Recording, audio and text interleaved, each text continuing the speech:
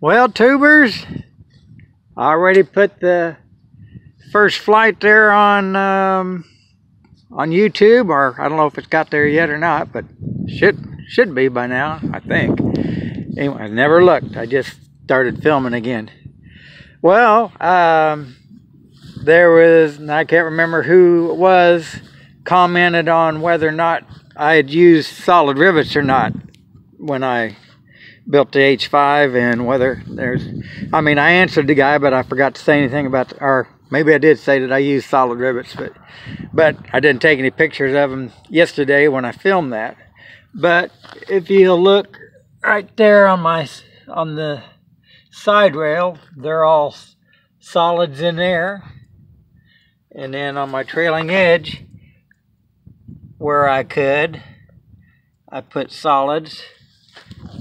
But you can't put solids in this area here because that's where your hinge support is.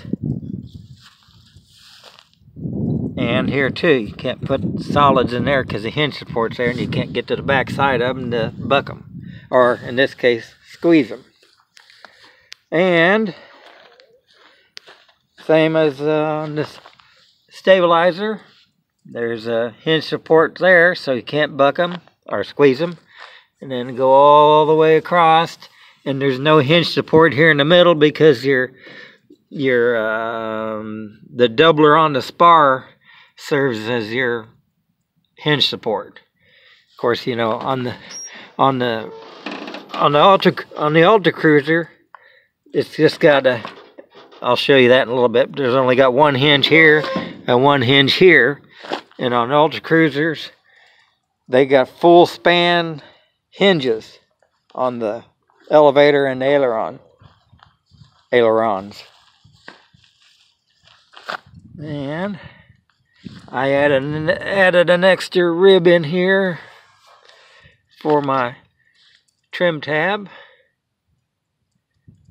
There's rudder trim tab. Of course, if you went back a long ways in my videos, I got videos of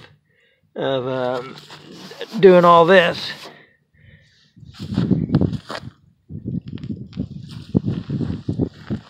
So there you get another video of the flush rivets. Of course, I screwed up here and put a little patch in there when I was building, or when I was trying to roll that 20 thousandths.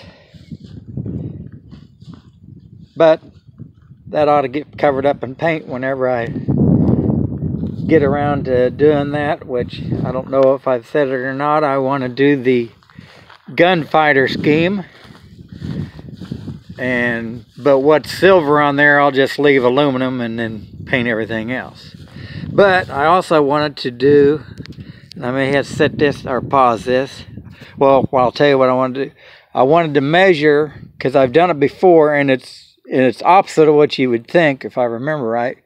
But I want to measure the length from the leading edge to the back of the spinner, and I'll do that and get back with you there, and then do it on the Ultra Cruiser too. So hang on. Well, looks like leading edge to the back of the spinner on the H5 is 39 inches. So we'll go over to here.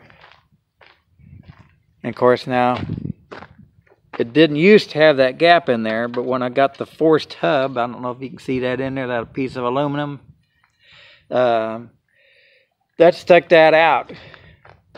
Well, that much, because I had maybe a 3/16 gap in there. And I may end up doing just the same thing I did to the H5, and that would be just add in this little piece in there, like a P40, and just do that, and then I can make that look a little better. But okay, whoop, I spun around there. My mom's got to yell at me. Let me get a measurement here from the leading edge to the back of the spinner. Well, that measurement was 40 inches. So, and I think I said 39 on the other one. So now I'll get a measurement from trailing edge to the leading edge of the stabilizer. Okay, well, the distance from the trailing edge of the wing to the leading edge of the stabilizer on the H5 is 73 inches. On the Ultra Cruiser, it was 62 inches. Now I'll give you a cockpit measurement here.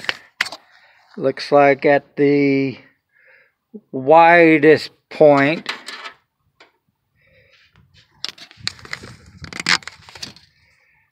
which is right up here, which is not, of course, where you sit, but that's where the widest point is. It looks like I'm about almost 24 and a half.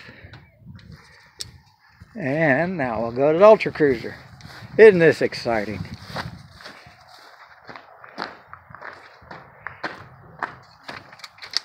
Okay, and of course now I'm measuring from that inside.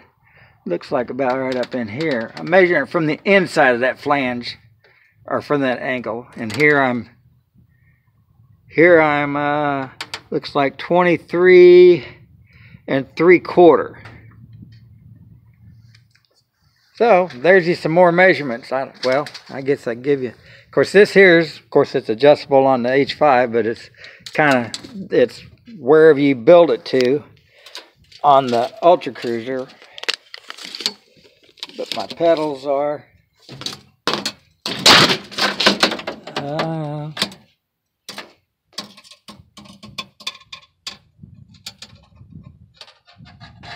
looks like around 49 to 50 inches from where you put your foot on the pedal to approximately the seat there.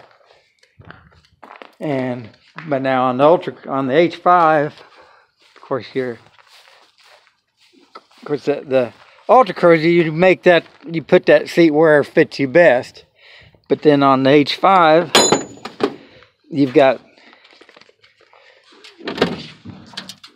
these holes here that, let's see, what's that? Okay. Oh, well, it's going to flip you upside down. You, of course, squeeze that in, and of course it'll move to whatever setting you want there. And then